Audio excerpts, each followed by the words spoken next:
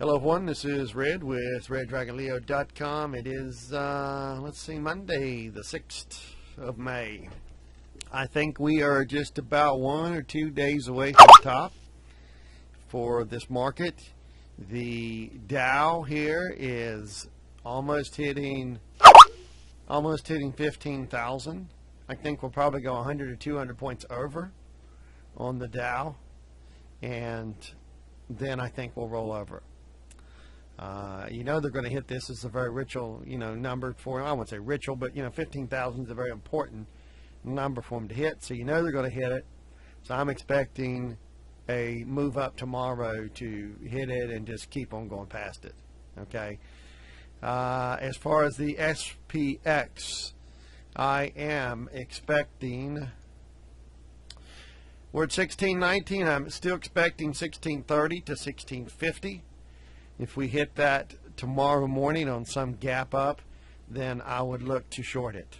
I am looking for, if we hit 1650, maybe we only go down to 1600 area where this breakout was. We might only go down to there for the wave one down, and then we might chop back and go back up into May 22nd for our top. If we go down further and hit the next level of support, which obviously is going to be somewhere in this, let's see, I would say probably in this area here down to this 1570 area. It's probably going to be the level of support, but I don't think that this first wave down we're going to go and hit this right here, which is the 1536. Eventually, yeah, of course, but this first go around I don't think we're going to hit it. I think that we're going to probably drop 50 to 80 points. That tends to be the norm, so it all really depends upon where we hit at tomorrow or Wednesday, whenever we hit this final high. From the looks of it, we very well could hit it tomorrow, but I'm not sure. So we're going to be looking to get short somewhere in the 1630 to 1650 area. I believe that's the final high. I know there's probably no bears left out there. Everybody's so bearish right now that nobody is left. I mean, I'm sorry, everybody's so bullish. There's no bears left, which is exactly what we want. So let's see. Here's what I wanted to go back and look at. In the actual, let's see, 20 years. Yeah. In the past, what we have had was moves that averaged 18 to 20 calendar days down for the crash waves. And I looked at the 2008 one right here, this crash wave. I looked at it, and basically I did not count this final fifth wave down right here. I was mainly focused on this this third wave right here, and then you can see that this is a very, very choppy, I don't know, A, B, C wave for the wave 4, and then a wave 5 down to complete. So I kind of skipped out on that one and just mainly focused on the very first move down, this wave 3. That's the one we're trying to catch. As you can see, it went down to a low of 839 and essentially started about right here at the day prior to it, I guess you could call it, 1265. So over 400 points down it dropped, and it did that in 1, 2, 3, 4, 5, 6, 7, 8, 9, 10, 11, 12, 13, 14, 15 trading days. And the actual date there was 10/10/2008. The actual date here was 9/19. So that is, let's see, 30 days in September. Okay, that's 11 and 10 days, 21 days down, or 20 days down if you just count from this one. So it's about 3 weeks is what it took to do this, to drop this 400 points. Now, I don't know if we're going to drop 400 points or not. I think I'm thinking a good 150 to 200 points is what I'm expecting after the May 22nd one. It could be May, but you understand, it could be May 29th, but one of those dates is what we're looking at. Now, here's about where I think we're at right here. This date right here, 7/6. Isn't that funny? Today's the 6th. No, it's not July the 6th, 2011. It's May the 6th, 2013. But that's about where I think we are right here. And I think we'll have a move up like this tomorrow to hit that 1630 to 1650 area. And then I think we're going to have our wave one down. And you can see it lasted 1, 2, 3, 4, 5, 6, 7 days. So they kind of chopped it up a little bit. And it really only went down, yeah, let's see, from 1356 to 1295, so it went down, what, about 60 points or something like that, roughly. That's kind of the same thing that I'm expecting here. Not a huge one. That's why I said 50 to 80 points. 50 to 80 points. Then you had a 1, 2, 3, 4-day move up into the 22nd. Now, isn't that funny? That's exactly what we're looking at right here, only May the 22nd. Here this was last in 2011. They topped on the 7th of July, went down for the wave 1, back up for the wave 2 into July 22nd, a ritual daily 11. And then from there, then they took a move down from a high of 1346 to, if we just exclude that day and just go to this day, roughly 1346. Let's see here. Let me calculate that for you. Let's see. 1346 minus, what was this one? Or even if you went to this one, your intraday low, and you've seen that, that is a low of 11.0. That is 11.01. Look at that. It's got all those 11s in it. 245 points. That's kind of the similar thing of what I'm really expecting here, and that happened.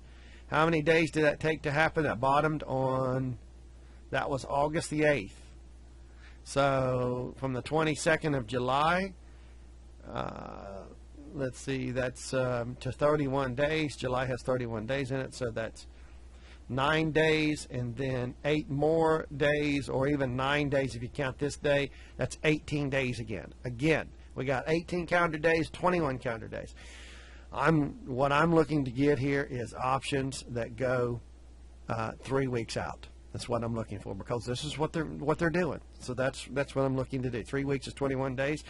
So that will be what I'll be looking to do. I'm looking to get them probably a few points down. It depends upon your risk tolerance, 2, 3, 4, 5, 6 points down, because we're expecting to drop 150, 200 points. If you go down, this is wild card play for a lot of you guys, but if you go down from, let's just say 1600, let's say we on this move down, let's pretend this is 1630 something to 1650 tomorrow. And let's say we go down and then back up into May the 22nd, similar to this. Then if we hit, let's say, 1600, then I'm expecting to move down to 1400 to 1450 in about 3 weeks. That's what I'm expecting. So if you went 5 points down, that's 50 SPX points, and bought you some puts, straight puts, then you would capture 10 to 15 points. And I was looking at them, and you can get them for as little as 40 cents. And so that's kind of what I'm expecting. Literally, you can turn 40 cents, which is basically 40 bucks if you're buying options, and get a return of $10 to $15 on your 40 cents. So, do the math on that. That is a huge return. Huge return. This could make you a fortune. It really could. So 40 cents, and you could get back 10, so that's that would be 1,000, or you could get back 15. Let's say you got 15. Let's clear that. So let's say 1,500 divided by 40, and it's about 37 times your money or something like that. So 30 to 40 times your money is what you can get back on that. So I will post the exact one I'm taking when I do it on May 22nd. And just to let you know, so if anybody wants to take a wild card position, do it. Don't throw your last dollar in it, obviously. But I'm just going to tell you that I'm going to take some wild card positions right here because I'm fully expecting this move to be very similar to what we're getting ready to have in May. So I'm looking for a high tomorrow. Again, the high tomorrow probably. You can see where we're at right now. We're just continuing to go up. So I'm just looking for that 1630 to 1650 tomorrow, and I'd love to see a big gap up. As you know very well, they're just very, very overextended right here. You can look on all the charts, and as you can see, the 60-minute chart down here, they're just going down. They're going to curl it back up. They're probably going to do the same thing on the 2-hour. They're going to suck in every last bear. You can see the 2-hour and everything. So we are very, very close, my friends. We are very close to hitting the final target, I do believe. So I also wanted to give you an update here about Lindsay. Lindsay has stated again, remember, you got to read very closely to what he says. He said, we're going to see a collapse of all paper money in a period of 2 years. Well, I see a bottom in this stock market in about 2 years. So if you go back to history with the 1929 crash and what Roosevelt did to devalue the dollar, he didn't do it in 1929 when the market's at the high. He waited till the market bottomed in 1932. And then they devalued the dollar, because the dollar at that point, of course, is going to go in the opposite direction of the market. It's going to soar, go through the roof as the market tanks. And I am looking for I'm looking for that 666 to be retested by the end of next year, and to go even lower to 400 or more before it's all said and done. So that is what I'm looking for, and I put that here in the update. Next year I will, probably, I think we're going to have one more final high, maybe 1700. I know it's crazy, it sounds that, but I think we're going to get that in February of 2014. And at that point, then you're going to have like a 1,000-point drop to that 666. Because I think that's it. That is all. Everything tells me this. All kinds of indicators tell me this. So we got some very, very important things happening. We got Legatus, May the 23rd, right in the middle of the double ritual 11 dates, which are, again, the 22nd and the 29th, double ritual 11s. And then you've also got this Bilderberg meeting right after this, June 6th through 9th. And it was actually scheduled for 9/11. What are they trying to say? And then they went and changed it to 6/9. But I kind of thought that was interesting. They're having it right after Legatus, because a bunch of the same gangsters go to both of these meetings. But our turn has been based upon Legatus, not the Bilderberg meetings. But I just found that was odd that they have that, and then I wanted to revisit this clock. It says 6/11. So are they planning something for June the 11th? I don't know. But we, that's right in that time period of this market bottoming. It depends on when we start, whether we start on the 22nd or the 29th. So I don't know. Let's hope that they're not. But so basically, guys, I am looking for a short tomorrow and the next day when we get to 1630 to 1650 area, and just take a small short there and look for that 50-point to 80-point move down. I would probably do like a spread or something, not a straight put. And but then it's straight puts on the others, gang. The straight puts, you can make a fortune here. So I'll tell you what I'm trading, and if you want to throw a little wild card money in it, you can. I don't tell you to follow me, so I don't want you to follow me. Make your own decisions, but I will tell you to try to help you. So if you want to try to throw a little bit of money in it, you can. Anyway, that's all I've got. So good luck, and I'll see you guys on the blog. Thanks again.